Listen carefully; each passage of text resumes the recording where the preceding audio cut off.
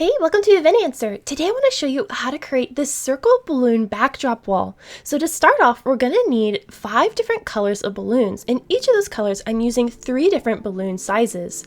First of all, I'm using 4 16-inch balloons, 57 11-inch balloons, and 32 5-inch balloons in each of these colors to create this wall. I also used a bag of 260 modeling balloons to tie everything together. The majority of the wall is made up of balloon clusters, and I'm using my electric balloon inflator to inflate 8 11-inch balloons of the same color and tie those together into clusters. So I'm going to inflate 2 balloons at the same time, and I want to mix up the sizes, so they're going to be anywhere between 6 and 10 inches in diameter to give an organic look. Now I'm going to take the nozzles of those 2 balloons, wrap them around twice, and tie them together in a knot, and this will create a pair. Now I'm going to create 4 pairs just like this and tie them into a cluster. To make that cluster, I'm going to take 2 of my pairs, overlap them so that the nozzles touch, and then twist 1 balloon from each of those pairs around each other, locking them into a quad. I'm going to make a second quad in the exact same way, and then slide the 2 quads together so that all those nozzles are touching right in the center, and then take 2 balloons from one of those quads, wrapping them all the way around and twist them around each other, and that will lock them into a cluster of 8 balloons. I'm then going to repeat this step until I have 6 clusters in each of my 5 colors. Next, I'm going to make a quad using 3 11-inch balloons and 1 16-inch balloon, and I'll inflate both of those at the same time, making sure the 16-inch balloon is on the trigger side of my balloon inflator, so that way once the 11-inch balloon is full, I can keep inflating the 16-inch until it's its full size. Then I'm going to press down on the 16-inch so it's nice and round before tying these 2 together into a pair.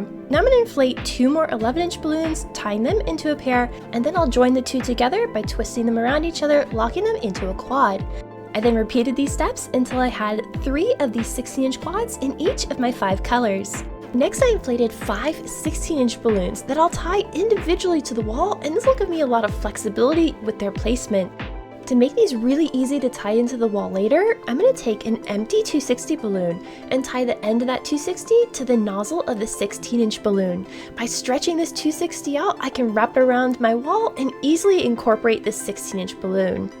The final balloons to inflate are our 5-inch balloons. I'm going to use my hand pump and inflate 8 of these 5-inch balloons to 4 pumps of air each before tying them together into pairs and then into quads. And to make that go a lot faster, I'm going to inflate 2 of these 5-inch balloons at the same time and then tie them together into a pair just like we did our larger balloons. This saves us from having to tie lots of extra knots. Now once I've got 2 quads of the same color created, I'm going to take an empty 260 balloon that I've cut in half and tie each of these quads to either end of the 260 balloon. An easy way to attach these is to take your fingers and wrap them around the nozzles of the 5-inch balloons, pinch the end of the 260 between your fingers, and then wrap it in a figure 8 pattern around a couple of those balloons a few times, and that will secure the end of the 260 to the quad. I'll secure the second quad to the other end of the 260, and that will give me these mini clusters that'll be really easy to tie into our wall later on.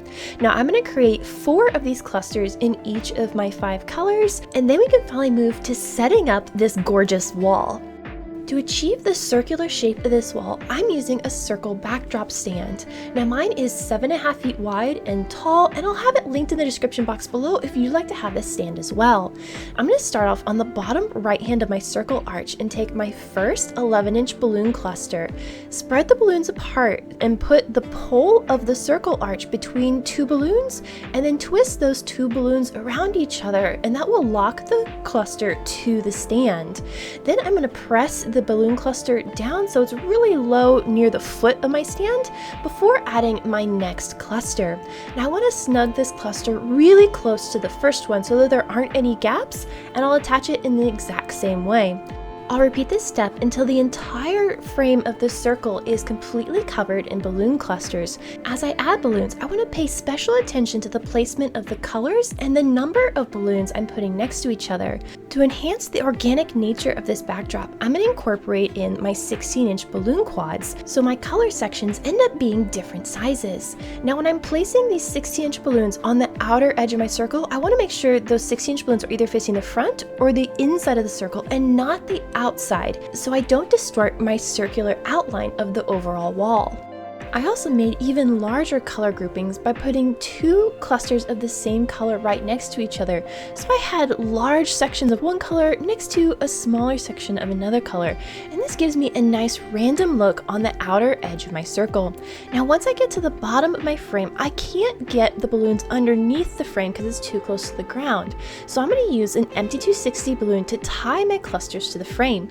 So I'm simply taking the 260 and tying a double knot in it to the frame, and I'm going to take the tail of that 260 and stretch it over my cluster. So place the cluster right where you want it, and then stretch that 260 balloon tight across the center nozzles, and then wrap it around a couple of the balloons in that cluster, and then with any remaining tail, wrap it around the cluster next to it so there aren't any major gaps between balloons. I'm going to do this a few more times by tying my 260s to the bottom of the frame and securing a couple more clusters until this entire bottom section of the frame is completely covered in balloons.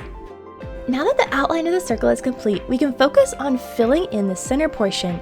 And instead of tying clusters in individually in the middle, I'm going to make mini garlands that I'll attach to the balloons that are already on the frame in just a moment. So I'm going to take my first cluster and tie an empty 260 to the center of it, and use that 260 to tie together 3 to 4 clusters to make a mini garland.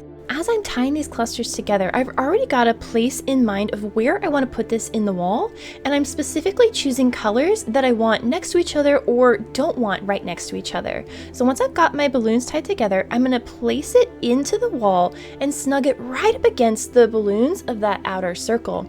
Then I'm going to take an empty 260 balloon, tie it to some of the balloons in that garland, and then stretch it tight and wrap it around a couple of the balloons that are already tied in the frame.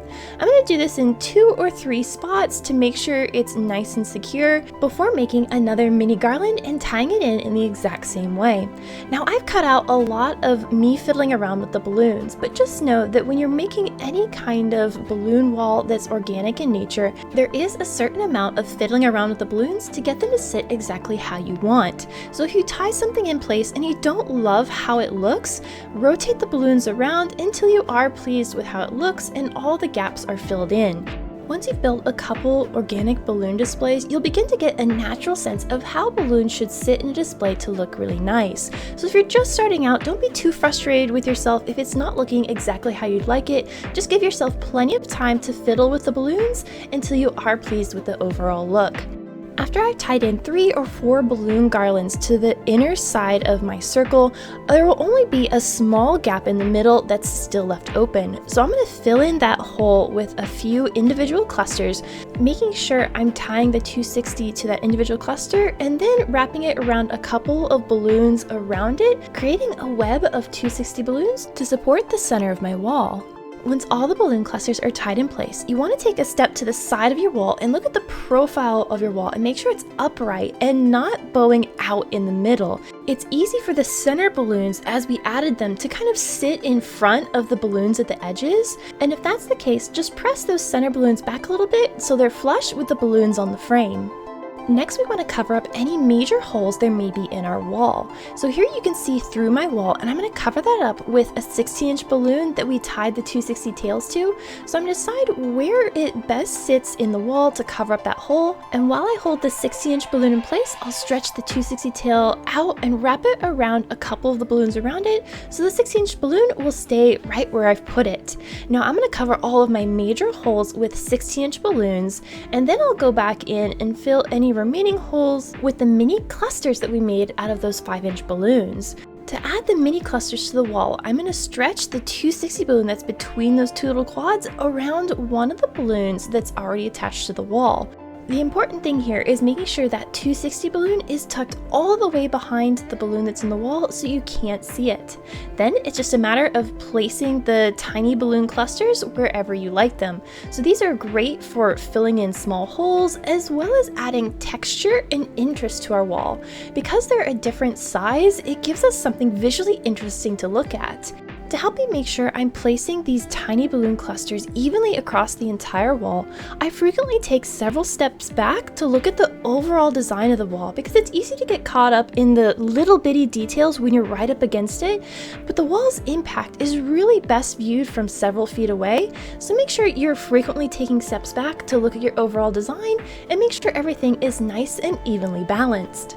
Because we built this wall on a backdrop stand, we can place it anywhere in our event space and we're not tied to a physical wall. If you enjoyed this project, hit that like button, subscribe below, and until next time, stay creative everybody! Bye!